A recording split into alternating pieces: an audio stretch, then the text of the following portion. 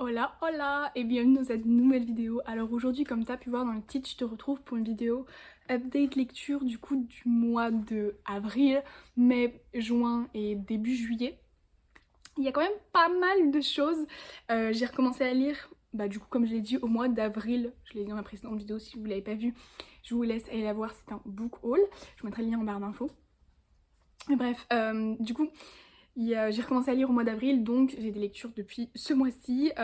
J'avoue que j'ai pas forcément fait d'ordre, j'ai mis juste une pile de tous les livres que j'avais lus récemment. Il y en a environ une quinzaine.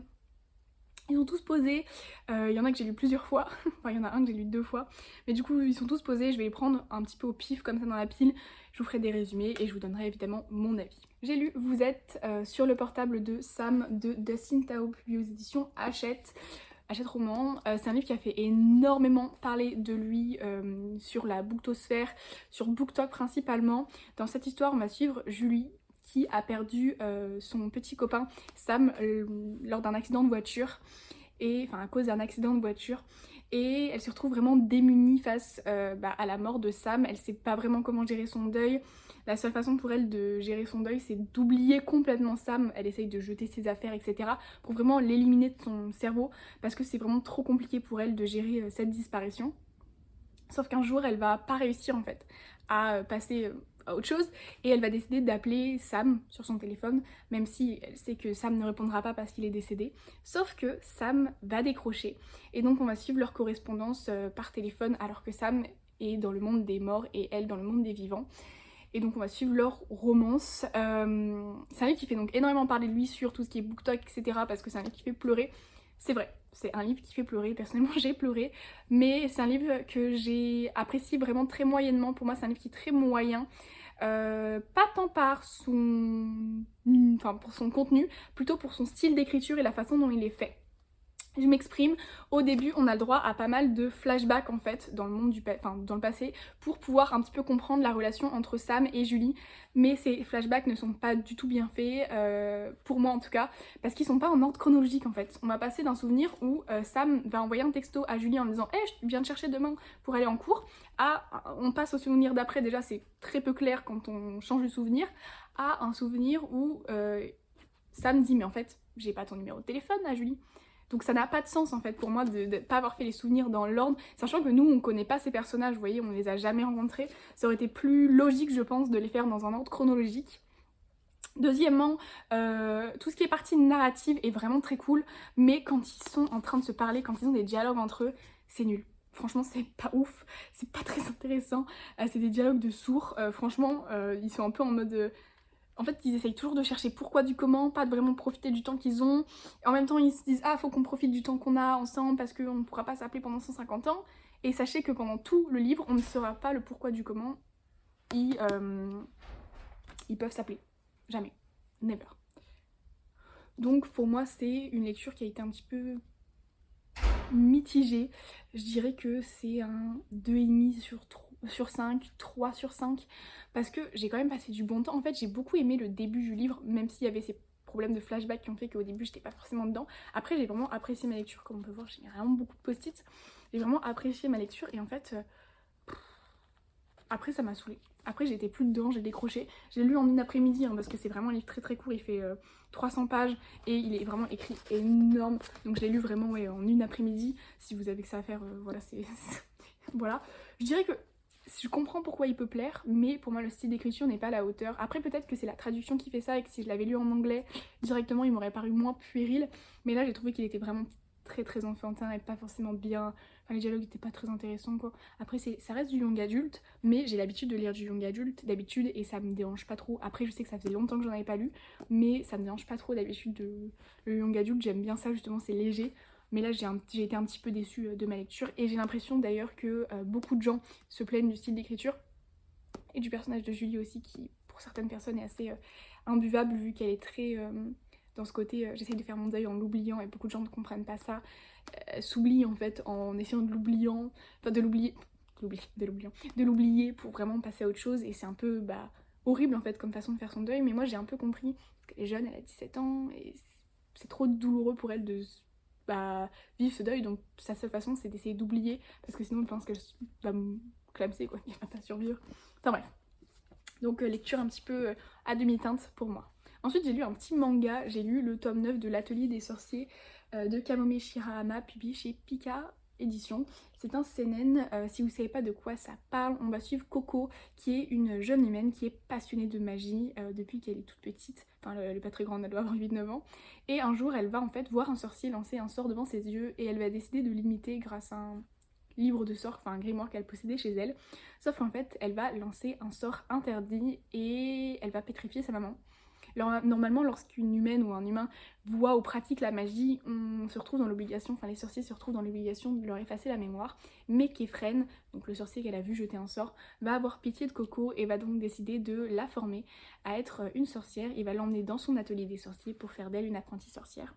Et donc on va suivre toutes leurs aventures pour un petit peu, déjà suivre la formation de Coco, suivre la formation des autres élèves dans l'atelier des sorciers. En plus de ça, il y a une espèce de confrérie de magie noire qui essayent de poursuivre, de les chasser, etc. Enfin, franchement, c'est vraiment un univers très complet que j'aime énormément. J'ai énormément apprécié, enfin j'ai adoré même ma lecture du tome 9. J'aime beaucoup cet univers. On en est au tome 11 pour l'instant qui vient de paraître. J'ai hâte de lire le tome 10 et comme ça je me garde le tome 11. À chaque fois j'aime bien avoir un petit tome d'avance parce que vraiment c'est un plaisir de me plonger dans cet univers. Ce tome-là abordait les violences conjugales, pas les violences conjugales, pas du tout, les violences sexuelles, les attouchements, etc. Donc si c'est un sujet qui est un petit peu difficile pour vous, c'est juste les quelques pages noires qu'on voit ici, c'est vraiment pas très très court, hein, c'est 2-3 pages et c'est le seul tome dans lequel c'est abordé et c'était très bien fait j'ai trouvé. Parce qu'on sait parfois dans les mangas japonais, le consentement, etc. c'est pas forcément quelque chose qui est bien traité. Là c'était vraiment cool. Donc voilà, j'ai beaucoup aimé ce petit manga là, c'est encore un 5 sur 5 pour moi. J'ai lu ensuite les 3 premiers tomes de la saga Griff de Kiri Ann Ryan, publiée aux éditions Milady dans leur collection Bitlit. Il me semble que Milady c'est une sous-maison d'édition, une branche de la maison d'édition Brajlon. Dans cette histoire, on va suivre donc la meute des Griffes, tout simplement. Voilà, à chaque fois on va suivre un personnage, un membre pardon, de la famille des Brentwood, qui est la famille de l'alpha de la meute des Griffes. Donc Gideon est l'alpha de la meute. Là, dans ce tome-là, on suit Finn, qui est l'héritier de la meute des Redwood, une autre saga de l'autrice qui sort avec Brynn, la sœur de Gideon. Et dans ce tome-là, on suit l'héritier de la meute des Griffes, avec Léa, une sorcière. À chaque fois, donc on suit une romance entre 2 personnages qui sont des compagnons. Qu'est-ce que c'est? C'est en fait, c'est un peu comme je sais pas si vous voyez Twilight, il y a un système où ils s'imprègnent, vous savez, d'une autre personne. Bah là c'est ça, c'est la déesse de la lune qui les fait compagnons potentiels, c'est-à-dire qu'ils vont être très attirés par eux, ils vont être très attirés l'un par l'autre, pardon, et ils vont devoir faire un petit rite pour devenir compagnons officiels. Ils peuvent donc s'imprégner deux loups peuvent s'imprégner, devenir compagnons. De loups de 2 modes différentes, des loups et des sorcières, des loups et des humains, enfin à chaque fois on peut s'imprégner, c'est selon les bons plaisirs de la déesse de la lune. Dans le premier tome on suit donc Gideon qui va sortir avec Bri qui est la fille du bêta des Redwood et qui est une louve soumise, pardon j'arrive plus à m'exprimer. J'ai bien aimé ma lecture, j'ai adoré le personnage de Bri, mais j'ai trouvé que c'est pas super bien écrit, sachez-le, c'est pas la plus poétique, c'est assez simple et parfois même un petit peu trop brut de décoffrage à mon goût au niveau du style de l'écriture, mais c'est sympa, ça passe le temps. C'est comme des livres qui sont... Celui-ci fait 300 pages, donc ils sont faciles à lire, rapides, et si vous cherchez une petite romance un peu spicy sympa, je vous conseille. Voilà, c'est pas le top du top, mais personnellement, moi, ce qui m'a fait vraiment beaucoup aimer ma lecture de ce tome-là, celui-ci j'ai mis un 3,5 sur 5, je crois. C'est vraiment le personnage de Bri qui est exceptionnel. Elle va donc se marier avec un alpha, sortir avec un alpha, alors que c'est une louve soumise, qu'elle est vraiment au dernier rang de la meute et qu'elle se laisse pas faire en fait. Elle est ok d'être une louve soumise, mais elle fait en sorte d'avoir une personnalité incroyable, gentille, bienveillante, elle aide tout le monde, elle est forte, franchement elle se laisse pas marcher dessus, franchement j'ai adoré le personnage de Bri, franchement pépite. Ensuite mon tome préféré pour l'instant c'est le tome 2, j'ai mis 5 sur 5, j'ai absolument adoré. On suit donc une romance entre Bri et Finn qui sont... C'est un amour impossible en fait à première vue parce que... je veux pas vous spoiler en fait, mais il y a un petit souci avec le loup de Finn et du coup ça fait que leur amour est un petit peu compliqué et on décèle en fait, on avance au fur et à mesure dans leur roman, c'est du coup un slow burn et c'est vraiment trop cool, j'ai vraiment aimé. C'est un faux Enemies to Lovers et franchement c'est trop bien, celui-ci était pépite. Et le tome 3 du coup, avant j'avais pas de post-it, je l'ai mis des post-it. Donc Ryder, où on va suivre donc sa romance avec Léa, pareil qui a un passé très compliqué, lui aussi il est un petit peu... C'est compliqué, eux deux ils sont assez compliqués et du coup c'est une romance au milieu de ce tumulte. Et évidemment il y a toujours un lien, disons que ça se passe pas super bien pour les loups et les sorcières dans le monde des humains, parce que c'est de l'urban fantasy hein, du coup, donc c'est un monde fantastique avec des personnages fantastiques dans le monde des humains. Et disons que ça se passe pas super bien pour eux, mais c'est vraiment très cool, j'aime beaucoup. Juste si je pouvais dire quelque chose, c'est que je trouve que les synopsis, enfin les... comment on appelle ça, pas les synopsis, mais les histoires commencent à se ressembler un petit peu. Disons que... comment on appelle ça? Les scénarios, voilà, les scénarios commencent à se répéter un petit peu. Là je suis en train de lire le tome 4, j'ai l'impression que c'est un mix entre le tome 2 et le 3 qui en fait est rassemblé ensemble, donc c'est pas ouf à ce niveau là, ça commence à être un peu redondant mais c'est quand même très cool et ça passe le temps et c'est une romance différente à chaque fois. Ensuite, j'ai lu le dernier tome de la saga du Peuple de l'air, donc The Queen of Nothing. En français, c'est La Reine sans Royaume de Holly Black. Personnellement, j'ai des éditions du coup en anglais qui sont publiées chez Hot K Books, mais vous pouvez les retrouver en français maintenant chez Rajo. J'avais attendu donc plus d'1 an et demi avant de lire ce dernier tome. Je l'avais acheté donc à sa sortie. Enfin, j'ai lu les 2 premiers tomes en français et j'avais acheté le dernier tome en anglais parce que je pouvais pas attendre. À la fin du Roi Maléfique, je pouvais pas attendre de lire la suite, vraiment c'était une pépite le Roi Maléfique, ça a été un énorme coup de cœur et du coup je pouvais pas attendre et j'avais acheté le tome 3 en anglais, sauf que je l'avais jamais lu et je l'ai lu là donc 1 an et demi après. Si vous savez pas de quoi parle le Prince Cruel, donc la trilogie du Peuple de l'air, on va suivre Jude qui a grandi à l'origine dans le monde des humains avec sa sœur jumelle et sa demi-sœur qui elle est une fae. Et en fait, le père de sa demi-sœur va venir tuer les parents de Jude et de sa sœur jumelle, je sais plus comment elle s'appelle exactement, Taryn, voilà. Elle va donc ils vont tuer ses parents et il va les emmener, pardon, il va les emmener dans le monde des fae. Donc on va suivre Jude qui va grandir dans le monde des fae alors qu'elle est une humaine. Et Jude est une fille assez badass, elle a un énorme caractère et elle a décidé d'avoir pour ennemi quelqu'un d'assez compliqué. Se faire pour ennemi le prince Cardan, donc le prince cruel, et donc on va suivre leur amitié, mais qui n'est pas une amitié, du coup leur... comment on appelle ça? Leur relation, on va suivre leur relation qui est vraiment très tumultueuse et au fur et à mesure des tomes, c'est une romantasy à partir du tome 2. Sachez que dans le tome 1, il n'y a pas vraiment beaucoup de romance, c'est vraiment une mise en place du monde, etc. J'avais pas forcément moi vraiment hyper accrochée sur le tome 1, enfin en tout cas la première partie. La deuxième partie avait été une meilleure lecture, mais je dirais que c'est un tome qui m'a laissé un petit peu sur ma faim, alors que le tome 2 avait vraiment été une excellente lecture. Et là donc je me suis plongée dans le tome 3 et j'ai pas autant apprécié ma lecture. 2 facteurs. Déjà, je l'ai lu plus d'1 an et demi après, donc je me souvenais pas vraiment ce qui se passait dans le tome 2, à part le fait que je l'avais adoré. Et deuxièmement, je l'ai lu en anglais, et j'ai vraiment pas accroché à la plume de Holly Black en anglais. Je préfère largement la traduction, j'aime pas trop son style d'écriture personnellement, donc je sais pas si c'est juste parce que là, c'était le premier livre de fantasy que je lisais en anglais, et que du coup j'étais pas forcément dedans. Après j'ai eu du mal au début un petit peu avec le vocabulaire, etc. Et plus j'étais dedans, plus je comprenais tout.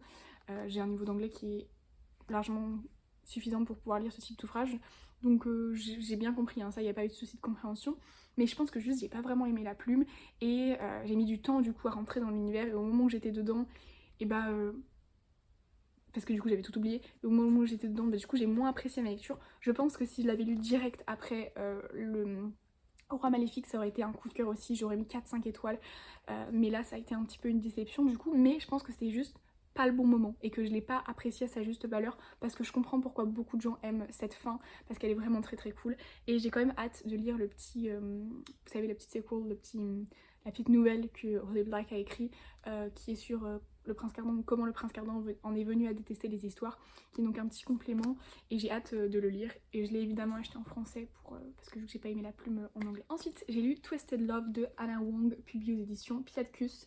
C'est le premier tome de The Twisted Series, Et dans cette histoire, on va suivre Alex qui est un mafieux.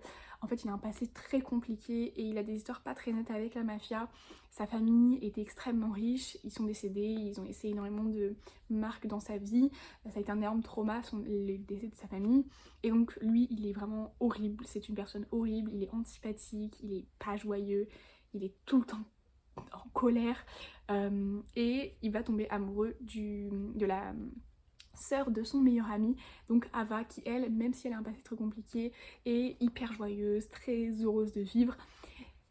Et du coup on va suivre leur romance qui est un Enemies to Lovers slow burn.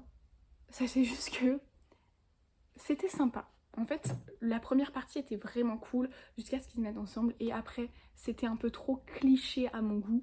J'ai pas forcément aimé le dénouement de cette histoire, j'ai trouvé que c'était un peu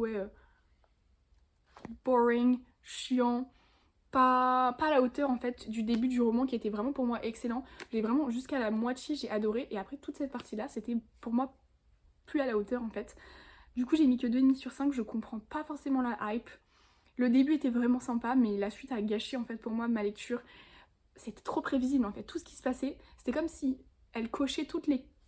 Enfin l'autrice avait coché toutes les cases d'une saga de mafia de Wattpad, genre tous les trucs de base. Je voudrais pas dire évidemment, je voudrais pas spoiler, mais tous les trucs que vous pensez mafia, vous vous dites qu'est-ce qui peut arriver alors à la fille, et bah vous cochez en fait. Vous cochez, si le mec il a des ennemis, vous cochez tout en fait. Et du coup j'ai trouvé que c'était un petit peu trop prévisible à mon goût et j'ai pas forcément aimé la fin de la lecture alors que vraiment le début était très bon. Donc voilà, un petit peu une déception. Je pense que je lirai quand même Twisted Games et si ça me plaît pas, je revendrai cette série.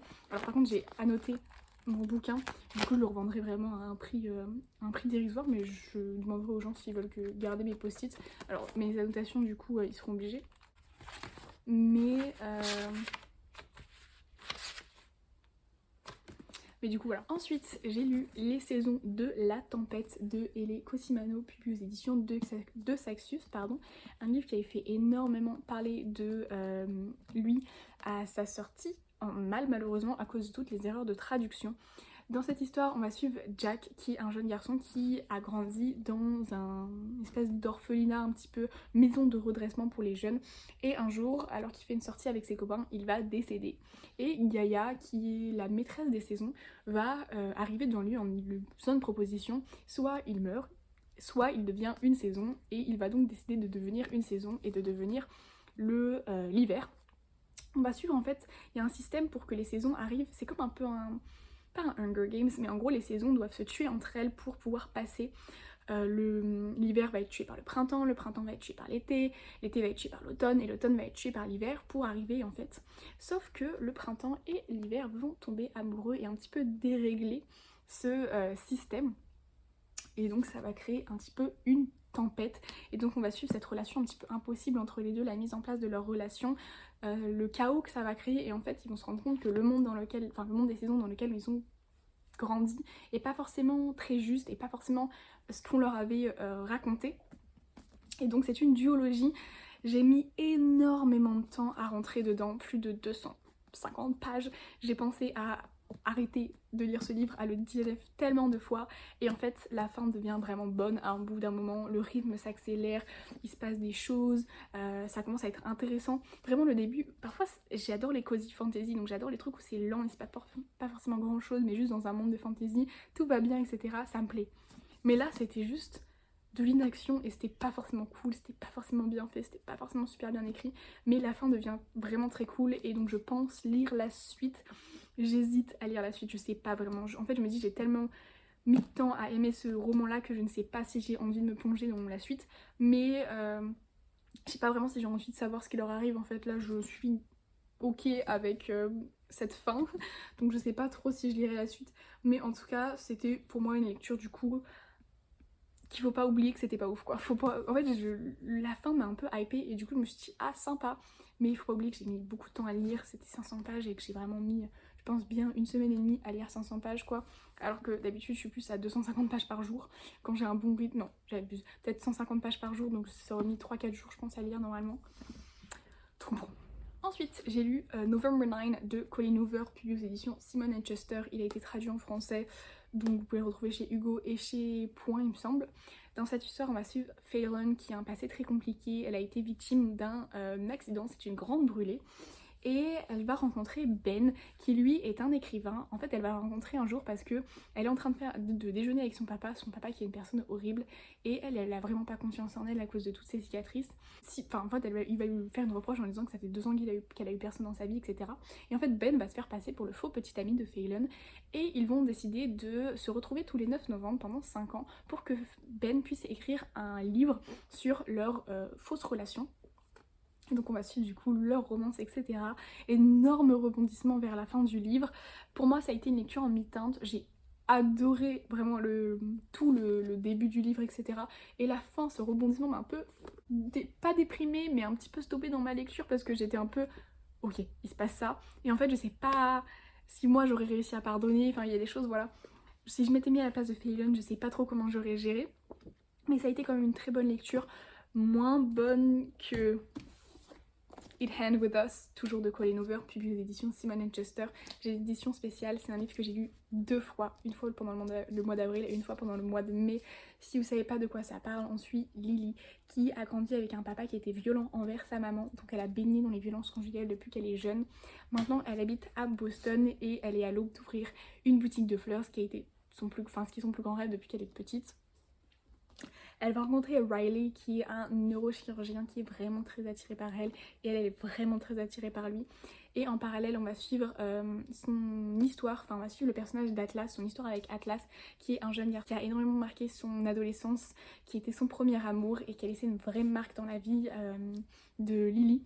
Et du coup on va suivre aussi sa relation. Il y a une phrase dans le synopsis en français que j'aime beaucoup qui dit que l'avenir semble limpide et tout tracé mais qu'il peut s'obscurcir très vite. C'est un livre qui parle de violence conjugale et c'est extrêmement bien fait, c'était bien traité, j'ai adoré ma lecture.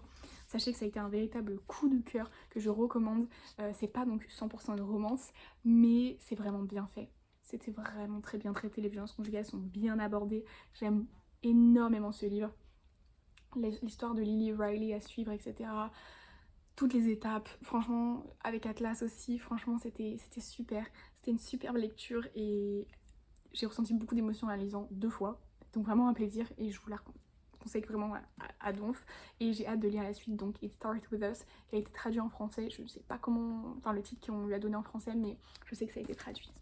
Et d'ailleurs, c'est traduit en français, It Starts With Us, c'est jamais plus. By the way. Ensuite, j'ai lu The American Roommate Experiment de Elena Armas.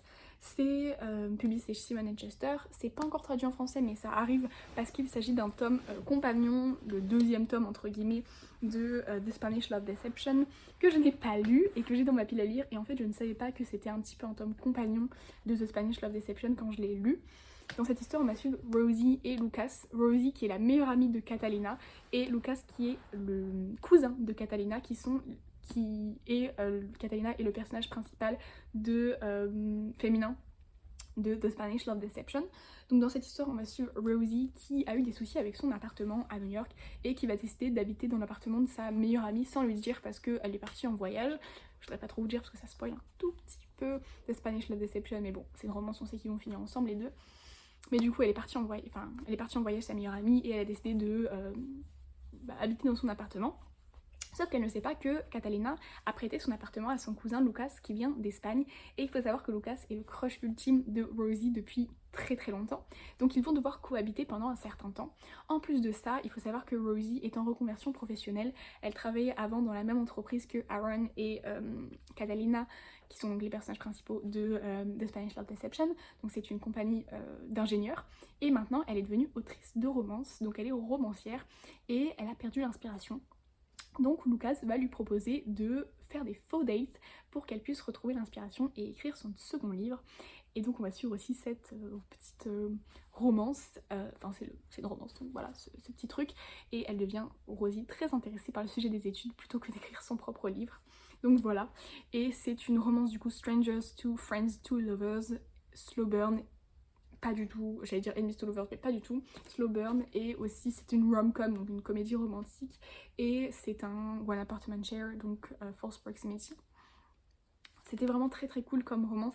J'ai trouvé qu'à certains moments par contre il se passait un peu pas grand chose et que c'était un petit peu boring. Je pense qu'on aurait pu retirer 50 pages de trucs un petit peu chiants qui ont fait que ça a un petit peu altéré ma lecture. Oui, c'était pas 100% que des bonnes lectures, hein. De ce que vous pouvez voir, j'ai beaucoup de choses à redire en ce moment sur les livres que je lis, mais c'était pas 100% que une bonne lecture. Il y a eu des moments où j'ai eu un petit peu moins dedans, mais la fin était vraiment très très bonne, le début était très cool. J'ai adoré en fait leur relation qui était très pure, comment elle s'est mise en place, etc. J'ai juste trouvé qu'à un moment donné, c'était un petit peu trop et un petit peu trop long, mais c'était sympa, donc petit 3 sur 5, 3,5 sur 5, c'était quand même cool. Et ensuite, les derniers livres que j'ai lus récemment, c'est les 3,5 premiers tomes de la saga ACOTAR, donc Un palais d'épines et de roses de Sarah J. Maas, publié aux éditions La Martinière Jeunesse. Enfin maintenant je pense qu'ils veulent qu'on les apprenne La Martinière Fiction il me semble. Dans cette histoire on va suivre Feyre qui est une humaine qui à l'origine était très riche, mais son papa a perdu toute sa fortune et maintenant ils sont complètement ruinés. Elle se retrouve dans l'obligation de chasser pour pouvoir subvenir à leurs besoins. Et un jour, lorsqu'elle chasse, elle va tomber nez à nez face à un loup. Elle va pas vraiment savoir si ce loup c'était un humain ou un fae, donc un immortel, mais elle va quand même prendre le risque de le tuer. En réalité, il s'agissait d'un immortel et Tamlin, le grand seigneur de la cour du printemps, va venir toquer à la porte de Feyre et de sa famille en lui disant qu'elle a un choix, qu'elle a deux propositions, soit mourir sur le champ pour un petit peu, comment dire, j'arrive pas à trouver mes mots aujourd'hui, mais pour à cause de la mort du fait qu'elle ait tué son ami, soit elle doit venir vivre avec lui à Prythian dans le monde des immortels. Elle va donc choisir de partir vivre à Prythian. Le premier tome de Un palais d'épines et de roses, c'est une réécriture de La Belle et la Bête. Il y a donc une malédiction qui plane sur la cour du printemps. Ils sont obligés de porter des masques qu'ils ne peuvent retirer. On en apprend plus sur cette malédiction au fur et à mesure du livre. Pour moi, ça a été une énorme... pas déception, pas du tout, mais un énorme coup de cœur. Ce premier tome, j'ai adoré. Je sais que beaucoup de gens n'aiment pas ce premier tome parce qu'il se passe pas grand chose, c'est la mise en place, etc. Mais moi j'ai absolument adoré, ça a été un énorme coup de cœur. C'est mon tome préféré, je pense, d'ACOTAR. Franchement, je l'adore. J'ai adoré ce côté mise en place de l'univers, en apprendre plus sur les personnages, sur Feyre, sur Tamlin, sur Lucien, sur la cour du printemps, sur d'autres personnages qui vont être plus intéressants après et développer dans les autres tomes, les connaître, etc. C'était vraiment une superbe lecture, j'ai adoré, c'est un gros 5 sur 5. Je comprends pourquoi beaucoup de gens n'aiment pas ce tome-là qui est plus lent, etc. que les autres tomes, si vous aimez les rythmes très rapides. Mais moi je suis un peu dans le mood cozy fantasy en ce moment. Donc j'ai beaucoup aimé ce tome-là et je le recommande vivement. Je vous recommande vivement de commencer ACOTAR si vous ne l'avez pas encore fait, parce que vraiment c'était un plaisir. J'ai ensuite lu du coup Un palais de colère et de brume, toujours de Sarah J. Maas. Là, on en apprend plus sur d'autres personnages qui sont absolument géniaux. Plus, il y a la mise en place... Je retire les post-it que j'ai oublié de retirer en fait. Plus, il y a la mise en place de la vraie romance.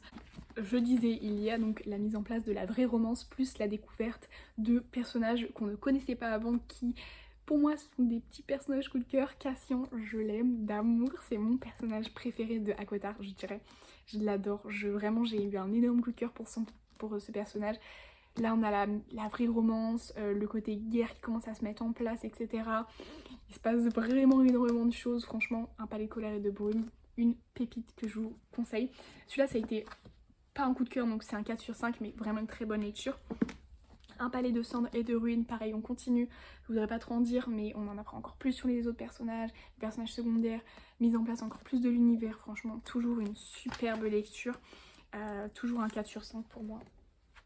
J'ai cependant mis énormément de temps à le lire celui-ci parce que il y a eu des moments de flottement un peu, je trouvais qu'au milieu il se passait pas forcément grand chose et pour le coup c'était pas... c'était pas désagréable à lire, mais ça me donnait pas autant envie de passer les chapitres comme dans le tome 1 ou le tome 2. Là j'ai eu un petit peu des moments de flottement où j'ai trouvé que c'était un petit peu moins sympa, mais ça reste quand même une excellente lecture, on en a appris plus sur les persos, des moments de l'histoire. Il faut savoir que ce tome-là marque la fin de la première trilogie. En fait à l'origine Sarah J. Maas voulait écrire donc 3 livres et elle a rajouté donc une petite nouvelle. Ces 3 livres sont vraiment sur Feyre et Rhysand, sur vraiment leur relation, plus tout ce qui se passe dans l'univers. Après elle a rajouté donc la petite nouvelle Un palais de glace et de lumière que je viens de finir aujourd'hui, qui pareil a été un énorme coup de cœur celui-ci. C'est exactement ce que j'aime, ce côté doudou, cosy, il se passe pas grand chose, il se passe que des choses bien et c'est sympa. Il essaye de se remettre de tout ce qui s'est passé dans les autres tomes, on en apprend plus sur d'autres personnages, etc. Franchement ça a été une superbe lecture aussi, j'ai adoré. Là ils sont en vacances, en plus ils passent du bon temps pendant le solstice d'hiver, pardon. Alors c'est pas du tout la saison de lire ce livre là, mais voilà. J'hésite à m'acheter tout de suite la suite. Hier je suis allée à la FNAC, elle n'était pas dispo dans ma librairie, j'étais dégoûtée. Mais j'hésite à vraiment m'acheter la suite tout de suite parce que vraiment une pépitas.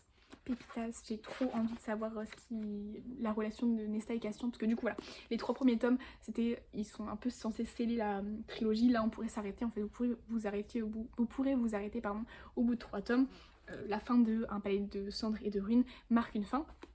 Petite nouvelle, enfin c'est une fin un petit peu ouverte, hein, mais petite nouvelle. À la fin de cette petite nouvelle vous avez donc enfin ça dit que ça va continuer, donc vous pouvez lire Un palais de flammes d'argent, qui est un tome sur Nesta et Castian, principalement sur leur relation, etc., de ce que j'ai compris. Et Sarah J. Maas veut encore écrire un autre tome complet et une autre petite nouvelle, donc je suppose qu'elle va écrire un autre tome sur...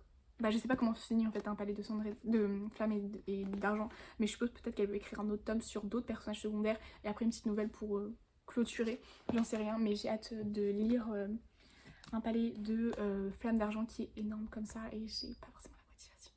Voilà. Bon, en tout cas c'est tout pour cette update lecture, j'espère qu'il vous aura plu. En tout cas je vous dis à très bientôt pour une prochaine vidéo.